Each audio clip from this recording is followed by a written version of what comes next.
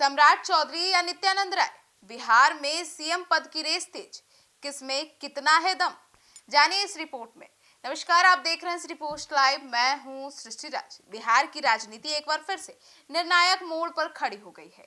मुख्यमंत्री नीतीश कुमार के राज्यसभा जाने और संभावित सत्ता परिवर्तन की चर्चाओं के बीच बीजेपी के भीतर नए मुख्यमंत्री को लेकर हलचल तेज हो गई है। एनडीए के भीतर भविष्य के नेतृत्व को लेकर मंथन जारी है और इस रेस में सबसे आगे नाम उभर कर जो सामने आता है वह है सम्राट चौधरी और नित्यानंद राय। सम्राट चौधरी, जो वर्तमान में बिहार के डिप्टी सीएम है, संगठन और सरकार दोनों में मजबूत पकड़ रखते हैं। वे लंबे समय से बीजेपी के साथ जुड़े हुए हैं और प्रदेश अध्यक्ष के रूप में भी अपनी भूमिका निभा चुके हैं। सम्राट चौधरी की खासियत ही यही मानी जाती है कि वे ओबीसी समुदाय से आते हैं और बिहार की राजनीति में एक बड़ा वोट बैंक भी अपने साथ रखते हैं। इसके अलावा वे आक्रामक शैली के नेता माने जाते हैं और पार्टी के एजेंडे को मजबूती से आगे बढ़ाने में सक्षम भी रहे हैं। वहीं दूसरी ओर आते हैं नित्यानंद राय, बीजेपी के कद्दावर नेता में गिने जाते हैं। केंद्र सरकार में गृह राज्य मंत्री हैं और संगठन में उनकी मजबूत पकड़ भी मानी जाती है। नित्यानंद राय की छवि एक शांत लेकिन प्रभावी नेता की है, जो बिना ज्यादा शोर शराबे के काम करने में विश्वास रखते हैं।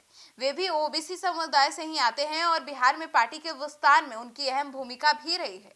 अब सवाल यह उठता है कि इन दोनों नेताओं में मुख्यमंत्री बनने की दौड़ में आखिर आगे कौन है। राजनीतिक विश्लेषकों के मुताबिक सम्राट चौधरी को राज्य की राजनीति का ज्यादा अनुभव है और वे वर्तमान में सरकार का हिस्सा भी है, जिससे उन्हें प्रशासनिक समझ का फायदा भी मिल सकता है। तो वहीं नित्यानंद राय का केंद्र में अनुभव और राष्ट्रीय नेतृत्व के साथ करीबी रिश्ते उन्हें एक मजबूत दावेदार बनाती है। अब बीजेपी के लिए सबसे बड़ी चुनौती यह है कि वो ऐसे चेहरे को चुने जो न सिर्फ पार्टी के भीतर स्वीकार्य हो, बल्कि एनडीए के अन्य सहयोगियों को भी संतुष्ट कर सके।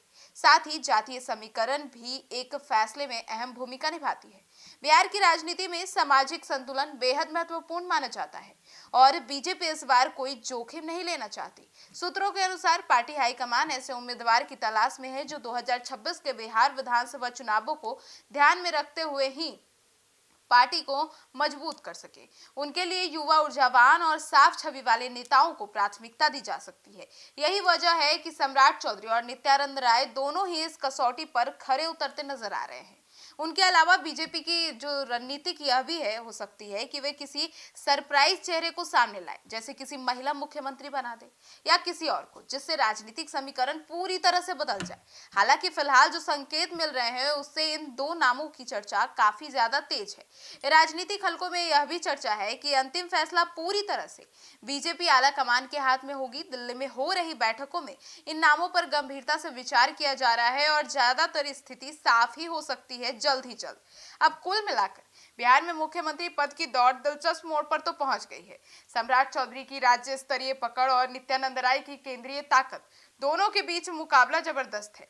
लेकिन केवल इन दोनों नामों के बीच ही हम नहीं रुक सकते। एक तीसरा नाम भी है जो कि एक महिला मुख्यमंत्री भी बन सकती है। जी हाँ, क्योंकि लगातार बीजेपी जो है वो सरप्राइज चेहरे को लेकर काफी जानी जाती है, तो सरप्राइज वाला फैक्टर को छोड़ा नहीं जा सकता है।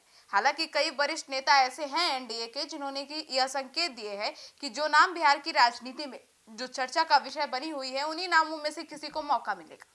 लेकिन बीजेपी सरप्राइज फैक्टर को बिल्कुल नहीं भूलती है और हमें भी नहीं भूलना चाहिए। इसलिए इन तमाम दो नामों के अलावे भी एक तीसरा विकल्प हमें ध्यान में रखना होगा कि कहीं किसी सरप्राइज फैक्टर को तो नहीं बुलाया जा रहा। अब इसी कड़ी में किसी महिला को बनाया जा सकता है। अब आज ही जो है दिल्ली में एनडीए की कोर कमेटी की बैठक हो रही है, बीजेपी की बैठक हो रही है और इस बैठक में श्रेयसी सिंह को भी बुलाया गया है। तो कहीं ना कहीं अब यह दिलचस्प माना जा रहा है कि श्रेयसी सिंह को इस मीटिंग में बुलाने का मकसद क्या है और भी क्या चीजें हैं। तो अब देखना होगा कि आखिर बीजेपी क्या करती है, क्योंकि आज जो बिहार के मुख्यमंत्री हैं नीतीश कुमार, उन्होंने राज्यसभा की सदस्यता ले ली है। अब बाकी सारे जो है राज्यसभा की सदस्यता 16 तारीख से शुरू होने वाले सत्र में ही लेंगे। लेकिन नीतीश कुमार को क्योंकि बिहार की में सत्ता परिवर्तन करना है, इसलिए उन्हें पहले राज्यसभा का सदस्यता दिला दिया गया है। अब इसी के बाद जब वे वापस आएंगे, उसके बाद और भी अपनी आखिरी कैबिनेट की बैठक करेंगे और भी तमाम चीजें होगी। 14 तारीख तक जो है नाम का ऐलान भी हो जाएगा कि आखिर कौन होंगे बिहार के अगले भावी मुख्यमंत्री, और 15 तारीख को ऐसी खबरें आ रही हैं कि 15 तारीख को बिहार को नया युवराज मिल जाएगा। अब देखना यह होगा कि बीजेपी किस पर भरोसा जताती है और बिहार की कमान किसे सौंपती है। आने वाले दिन ना सिर्फ इन दोनों नेताओं को अब चर्चा का विषय बनाई है, बल्कि अब यह देखना काफी दिलचस्प होगा कि बिहार के भविष्य में आगे क्या होगा और बिहार की जो राजनीति है इसकी दिशा कहाँ जाएगी और किस दिशा में जाएगी। आपकी क्या राय है इन नामों को लेकर, नित्यानंद राय और सम्राट चौधरी को लेकर? अपनी राय जरूर बताइएगा। और क्या आपको भी लगता है कि बीजेपी इस बार भी सरप्राइज चेहरे का ही कुछ खेल खेलने वाली है? तो अपनी राय यह भी बताना बिल्कुल ना भूले। धन्यवाद।